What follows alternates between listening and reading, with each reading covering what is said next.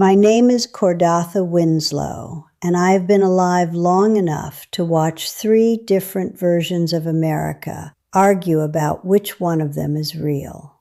I was born in 1930 in a 2-room house at the edge of a tobacco field in rural Virginia, in a county so small that the post office shared a wall with the barber shop, and nobody thought this was unusual. My mother hung dried lavender from the ceiling beams to keep the air from going stale in summer. I can still smell it if I close my eyes. I have carried that smell across 95 years like a coin in a pocket, something you forget is there until your fingers find it. I am telling you this because I want you to understand the kind of woman I am before I tell you what happened to me. I was a nurse for 38 years. I held the hands of dying people as a professional matter. I watched the body conclude itself more times than I can accurately count. And over those decades, I developed what I can only describe as a working relationship with the end of things. Respectful, clear-eyed, not sentimental. Death was not a mystery I needed to solve. It was a door. I had simply never walked through it myself. Until the morning of February 3rd, 4 years ago, when my heart stopped in the recovery room following what was supposed to be a routine procedure on a woman of my age, which is to say a procedure that carries more risk than the word routine deserves. I was gone for 6 minutes and 40 seconds by the clock on the wall. I know this because the nurse who brought me back, a young woman named Priscilla, with steady hands and a calmness that reminded me of my own younger self, told me afterward, with a particular blend of relief and professional composure that I recognized from the other side of that interaction. In those 6 minutes and 40 seconds, I was somewhere else entirely. And what I was shown there is unfolding right now, in the world outside the window where I sit and write this. I want to describe where I went carefully because I think precision matters here, even when precision fails, especially then. There was no tunnel. I want to say that first because the tunnel is what people expect, and the expectation shapes the telling, and I am not interested in telling you what you expect. There was no tunnel, no corridor of light, no welcoming committee of relatives I had outlived. What there was, and I am going to use this word knowing it is insufficient, was an opening. Imagine that your entire life has been spent inside a room with very thick walls, and the walls have always muffled the sound of whatever is outside. And you have grown so accustomed to the muffling that you have stopped noticing it, stopped registering that the world you are hearing is a version of the world reduced by insulation. And then the walls are simply not there, not removed, not dissolved, simply no longer the condition of your existence.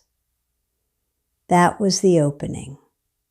I was aware of myself, of Cordatha Winslow, 91 years old at the time, retired nurse, widow, grandmother of 4. But the awareness was different. It was like being known rather than knowing. The usual effort of self-consciousness, the low-grade labor of carrying your own identity from one moment to the next, was completely absent. I simply was, without having to maintain the fact of it. And I was not alone in this place I am calling the opening, for lack of better language. There was a presence. I will not call it a being because that word implies a boundary and a form, and what I perceived had neither of those things in any way I can accurately describe. It was more like a quality of attention, the way you can feel when someone in a room has turned to look at you before you turn to look at them. An awareness directed toward you that your own awareness registers before your eyes confirm it. This presence had something in it that I can only describe as antiquity. Not age in the human sense, not wrinkles and slowness and the accumulation of years the way a face accumulates years. Antiquity in the way that a mountain has antiquity, a beingness that preceded every category I had available for understanding it. It did not speak, it showed. What it showed me first was the country I had left. I have to tell you, from the opening, the country looked different than it looks from inside it. All the noise, the media noise, the political noise, the daily volume of American life in the 21st century had no sound in the opening. It had shape instead. It had form. And the form of it was something I can only describe as pressure. The country was under an enormous pressure that had been building for longer than any of the arguments about it had been running. The arguments, who was right, who was to blame, what had been broken and by whom, were happening at the surface of the pressure. They were real, they were not unimportant, but they were surface phenomena, the way that white water on a river is a surface phenomenon. The river is not the white water. The river is the thing moving beneath it, finding its direction by the specific contours of the land it is crossing. I saw the pressure in the country as a physical thing. That is not a metaphor. In the opening, the distinction between the literal and the metaphorical does not operate the way it does here. What I mean is that I perceived it directly, with whatever faculty of perception I had in that state. And it had a texture and a weight and a specific quality that I would recognize again if I encountered it. The pressure was not random. That was the first thing I understood about it. It had a directionality. It was moving towards something or through something, the way water moves through a narrow place, not in spite of the narrowness, but because of it. Because the narrowing is what gives the movement its force. And then the presence directed my attention, not by pointing, not by speaking, not by any action that translates into language, and I saw a man. I recognized him immediately, and I want to be honest with you about the complexity of that recognition. I am a black woman from Virginia, who grew up picking tobacco and went to a segregated school until I was 16 years old. I have lived the full length of the American 20th century and the beginning of the 21st. I have opinions. I am not going to pretend I came to this vision from a position of perfect neutrality, because no one does. And the pretense of neutrality is one of the small dishonesties I no longer have patience for at my age. What I will tell you is this. What I was shown in the opening was not the man as I had understood him from inside the noise of the living world. It was not a confirmation of what I already thought. In several ways, it was a correction of what I already thought, a revision of categories I had been using that were too small for what I was being shown. The man I saw was surrounded by something I can only describe as turbulence. But the turbulence was purposeful. It was the kind of turbulence that exists at the leading edge of a significant movement. Not destructive turbulence, not the turbulence of a thing coming apart, but the turbulence of a thing being forced through a resistance that the thing is stronger than. I saw that he was, in some way, that I could not fully articulate while inside the opening, and certainly struggle to articulate now, in the right place for the wrong reasons. Or perhaps for reasons that were simultaneously right and wrong, in a way that the categories I had available could not fully accommodate. The presence did not ask me to approve of him. It did not ask me to change my vote or revise my history. It showed me something about function and purpose that was different from the question of character, and I understood, with the particular clarity that the opening provided, that these two things can coexist without resolving into each other. What I was shown was that the disruption surrounding him, the extraordinary, unprecedented disruption, was not incidental to what was happening. It was the mechanism. The disruption was how the pressure moved. The conflict was the instrument of the change, not its obstacle. I saw an image I have thought about every day since I returned to my body. A field after a hard frost. The ground cracked and heaved and broken-looking. The kind of disruption that appears from the surface to be pure damage. And beneath it, the deep soil turned over, aerated, made capable of receiving something new that the undisturbed surface could not have accepted. The breaking as a form of preparation. I am not saying this was a comfortable thing to be shown. I am saying it was shown to me. The presence also showed me things I did not want to see. I think this is important to include because the accounts I have read of experiences like mine often present what was revealed as entirely affirming and warmly consoling. And that was not my experience.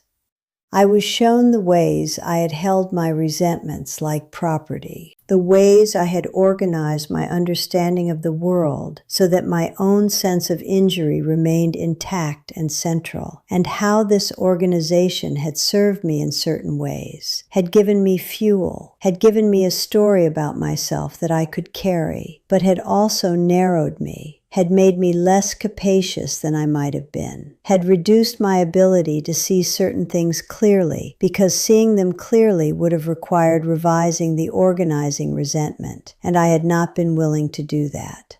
The presence did not shame me for this. There was no shame in the opening, no judgment in the sense that judgment exists here, as something handed down from a height by someone standing above you. What I felt was more like the particular clarity that arrives when you finally admit something to yourself that you have been half knowing for a long time. The relief of precision, the relief of no longer having to maintain the energy of half knowledge. I was a woman who had survived real injustice. That was true.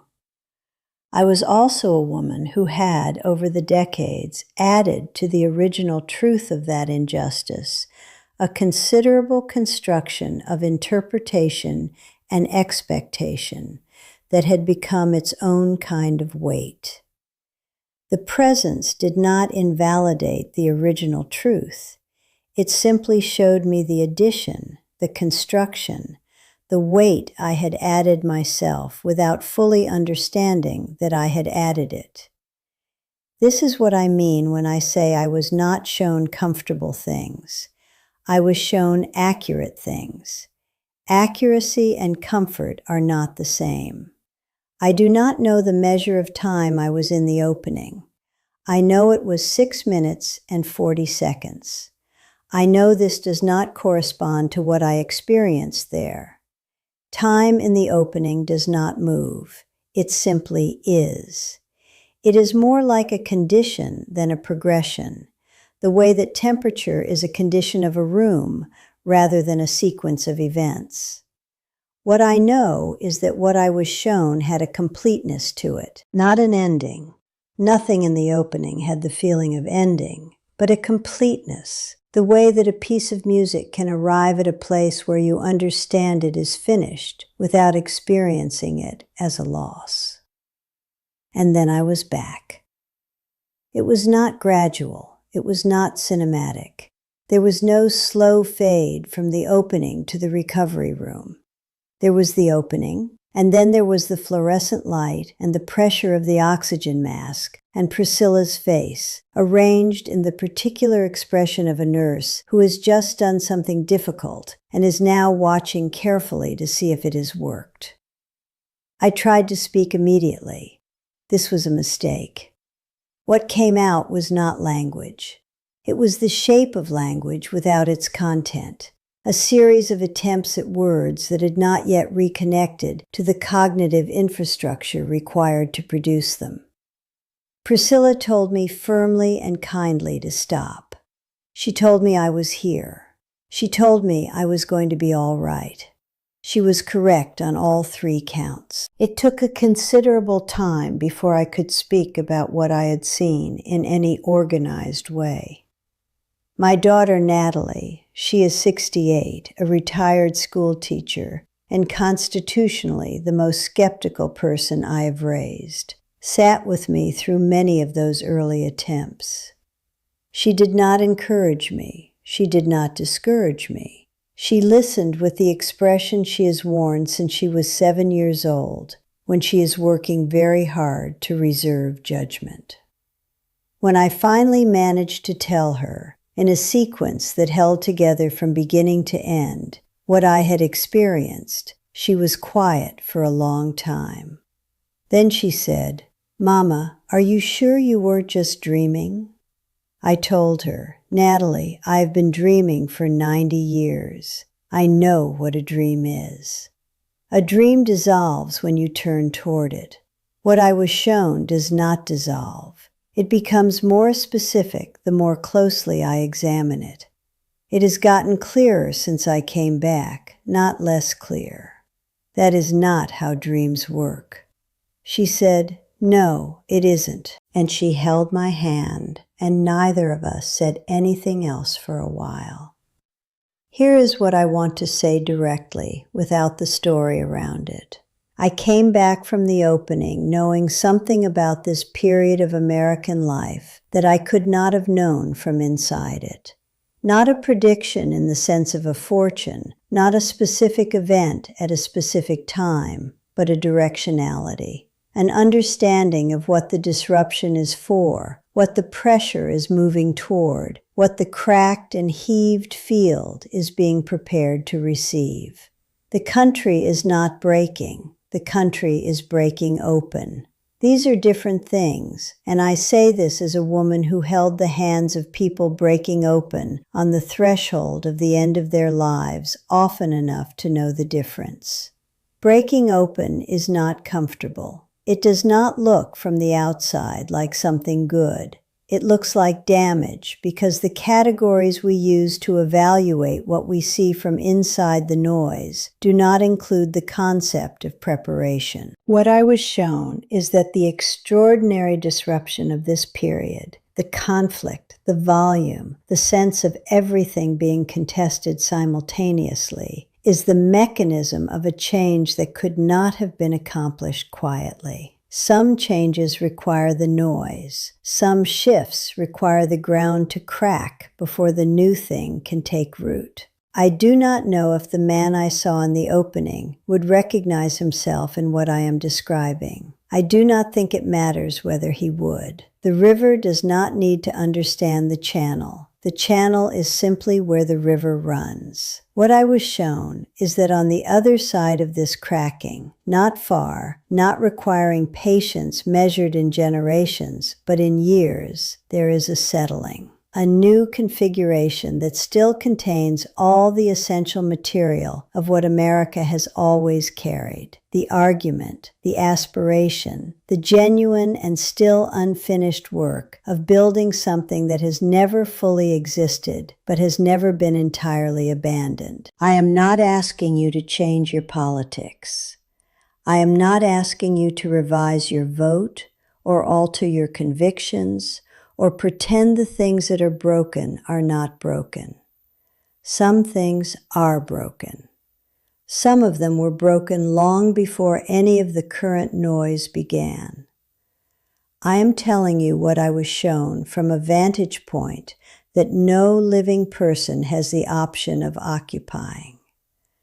I am telling you that the direction I was given, the deep direction below the volume, has not been contradicted by a single thing I have seen in the 4 years since I returned to this body.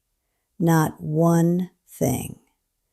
I have perhaps 2 or 3 years left in this body, and I have made a decision not to spend them afraid. This is not bravado. I am not a brave woman in the way that word usually means. I was not a soldier. I did not climb mountains. The fears I carried through most of my life were ordinary human fears. The fear of loss, the fear of inadequacy, the fear of being seen clearly and found wanting. What I do not carry anymore is the fear of what comes after.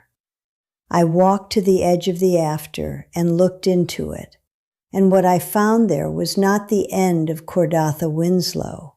It was the continuation of something she had always been part of without knowing it.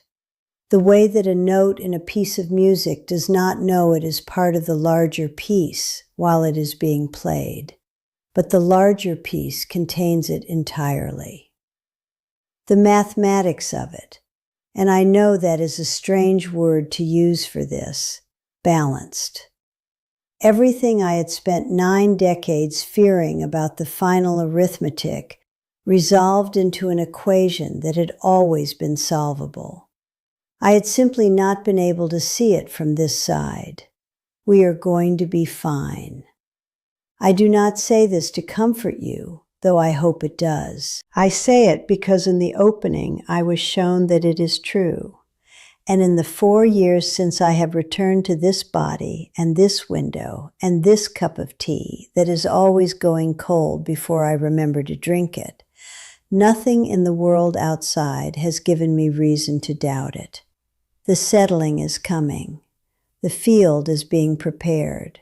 The river has its direction. I was shown this, and I am still here, and every morning I wake up is another morning in which the direction holds. If something in this account found a quiet place in you that recognized it, not the noise of it, but the deeper register, then I would ask you to carry it with you.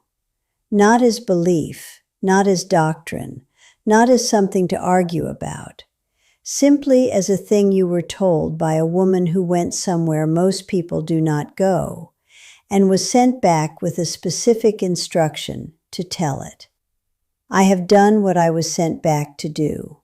The rest is up to the river.